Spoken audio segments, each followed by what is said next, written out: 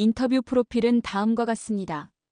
요양보호사 2018년 취득, 요양원 2년, 방문요양 1년, 가족요양 6개월, 총 경력 3년 6개월, 58세 여자 서울 소재. 인터뷰 일자는 2026년 1월입니다.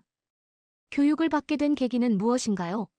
네, 시아버님이 뇌경색으로 쓰러졌어요. 배워두면 애가 어르신한테, 아버님한테 도움이 되겠다 싶어서 교육받아서 좋았던 점은 무엇인가요? 일단 아침에 어딘가에 갈 수 있다는 거, 그리고 제 나이에도 50에도 공부할 수 있다는 거, 몰랐던 의료 지식에 대해서 알게 되었고요. 용어도 같은 것도 제가 이런 거 있구나, 네, 그런 걸 많이 알게 되었습니다. 교육 내용에 추가하고 싶은 점이 있다면 무엇인가요?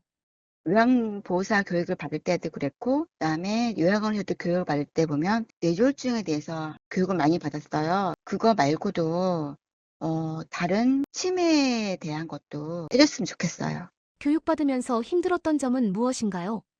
어떤 거는 잘 이해를 하지 못한 게 있었는데 그 강사님도 잘 설명이 좀 미비했어요. 그럴 때 좀 힘들었어요. 강사님들이 그 분야에서 물론 잘하신다고 하시는데 저희에게 알기 쉽게 설명을 좀 많이 잘 해줬으면 좋겠습니다. 요양보호사로서 어떤 일을 하고 계세요? 요양원에서 2년을 일했습니다. 그때는 어르신들 이제 욕창 방지복 케어도 해드리고, 그 다음에 기저귀 케어도 해드리고, 일상이라고 해서 세수 이제 목욕도 시켜드리고, 조리사 분들이 안 오실 때는 요양사들이 들어가서 이제 도와드리고, 조리사가 혼자 다 못해요. 그 상을 차리는 거를. 그래서 그럴 때 요양보사들이 같이 도와드려요. 방문 요양 같은 경우는 저희가 청소도 해드리고 어르신 식사 준비도 해드리고 1년을 했어요. 그래서 그때 요양 말벗도 해드리고 또 프로그램도 해서 또 같이 해드리고 산책도 같이 시켜드리고 했고요. 가족 요양은 아버님, 시아버님 때문에 1시간이니까 말벗을 해드리고 시켜드리고 그랬습니다. 같이 하지 않아도 저는 며느리였는데 같이 하지 않아도 해드렸습니다. 저는 주말에만 해드렸어요. 이거 주중에 하면은 20시간을 각 채워드려야 돼요. 주말에만 한다 그러면은 총 8회 8시간 채워드려야 합니다. 찍는 시간이 똑같아야 돼요. 오후 3시면 3시에 해야 되고요. 그래서 만약에 어디 여행을 간다거나 그러면 안 되고요. 항상 그 시간에 해드려야 돼요. 일할 때 본인이나 시설에서 가장 중요시 여기는 것은 무엇인가요? 요양원에서 있을 때 좋았던 게 있었는데요. 어르신들의 기억을 살리기 위해서 명절 전에는 윷놀이를 하게 했어요. 어르신들이서 되게 기분 좋아하셨고요. 그다음에 이제 김장한 날은 보쌈을 해서 같이 나눠 먹고요. 그다음에 아침에 이제 세안을 할 때 손수건을 씁니다. 손수건으로 짜서 따뜻한 수건으로 해서 어르신들이 닦으시는데요. 그 빨래를 하고 남은 그 수건을 어르신들이 이제 개키게 합니다. 그럼 이제 손 운동도 하게 하고요. 그리고 아침에 콩나물을 요리할 때는 또 콩나물 다듬게 합니다. 그리고 또 완두콩이나 강낭콩 껍질 까는 걸 어르신들이 같이 껍질 까기도 합니다. 일하면서 느끼는 보람, 성취감은 무엇인가요?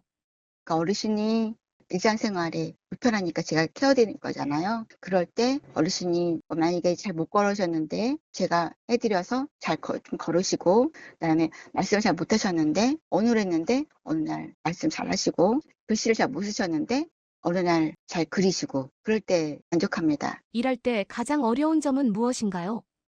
또 요양보살을 자격증 있는 파출부라고 합니다. 그러니까 필요 없는 일을 많이 해요. 어르신의 관한 일을 해야 되는데 뭐 예를 들면 어르신이 안 쓰시는 방 청소도 해야 되고 화장실 청소도 해야 되고 빨래도 어르신 것만 아니라 가족과도 같이 해야 되고 그런 걸 때 좀 힘듭니다. 이 요양 그 원장님이 쓰레기 자꾸 많이 나온다고 구박을 하세요. 본인이나 시설에서 어려움에 대처하는 방법은? 치매가 심하게 폭력을 하시는 분들이 많으세요. 그런 분들한테는 선배 요양보호사나 그 주위의 분들한테 도움을 요청하고요. 그리고 이제 그분들하고 간호조무사나 간호사분들한테 도움을 요청합니다. 그 간호사분들이 이 신경 안정제를 드리게 처방해 주십니다. 일할 때 교육 내용과 다르거나 적용하기 힘들다고 느낀 점은 무엇인가요?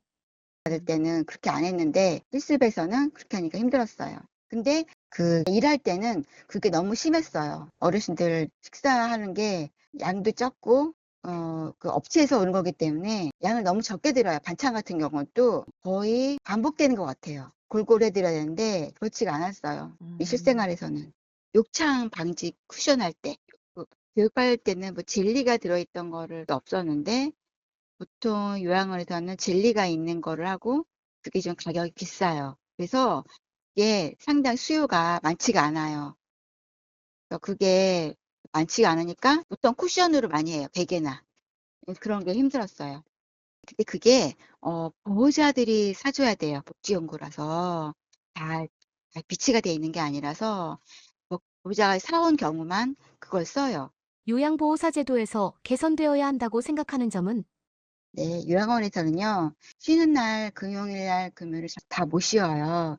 다 못 쉬기 때문에 그래서 우선시하는 사람들만 일단 쉬게 하고 그다음에 못 쉬는 사람들은 평일날 대체 휴무를 줬어요. 근데 왜 저도 다 명절 때 쉬고 싶잖아요. 그렇게 못 하니까 어떤 요양원은 대체 이제 해줄 수 있는 요원을 해 줬어요. 그래서 그분들이 대체 근무를 해 주고 나머지는 쉴 수 없으니까 평일날 쉬게 해 줬거든요. 또 하나는 공휴일이 쉬라고 하는데 다 쉴 수가 없어요. 명절 같은 경우는 연세 많으신 이제 요양사분들이 제사를 지내야 되니까 그런 분들을 우선시해서 쉬게 돼요. 그러면은 제사 없는 경우는 잘 못 쉬어요.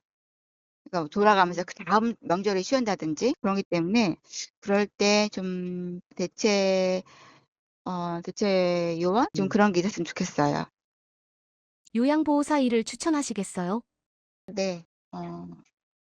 누군가는 저도 나이 들어가고 다 나이 들어가는데 요양보호사가 또 해 주시니까 누군가에게 케어를 받는다는 게 좋기도 하고 그런 보람이 있잖아요, 요양보호사라는. 그래서 누군가를 케어해 주고 그래서 저는 그 보람된 것 같아요. 9 명이 계신 그 요양원이 좋다고 그래서 거기는 추천하고 싶어서요.